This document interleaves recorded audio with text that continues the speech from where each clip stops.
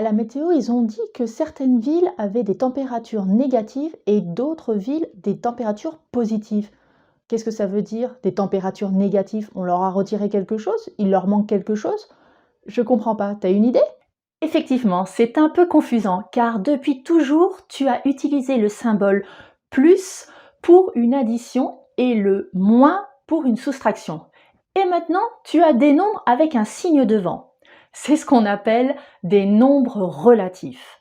En fait, le signe plus ou moins devant un nombre te permet de savoir où se situe ce nombre par rapport à un barème, à une graduation.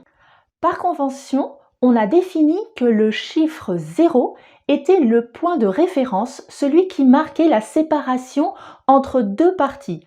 Les nombres au-dessus sont les nombres positifs et ils ont le signe plus devant ou parfois il n'apparaît pas et il est sous-entendu, surtout quand le nombre est au début des calculs.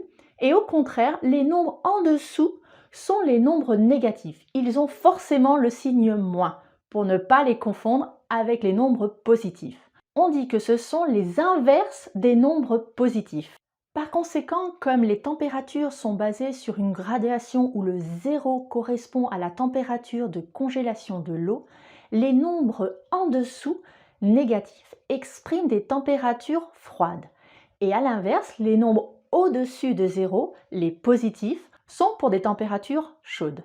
J'ai aussi vu des nombres négatifs quand on parle de la mer, des parkings. C'est le même principe? Dès que tu vois des nombres négatifs, cela signifie qu'il existe des nombres positifs aussi, et donc une graduation. Donc quand tu es à moins 200 mètres de profondeur, tu peux comprendre que tu es à 200 mètres en dessous de la surface de l'eau.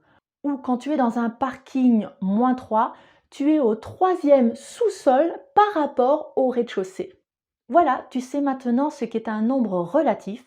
Dans d'autres vidéos, tu verras comment les placer sur une demi-droite graduée, comment les calculer entre eux, comment les comparer et qu'est-ce que la règle des signes. Voili voilou!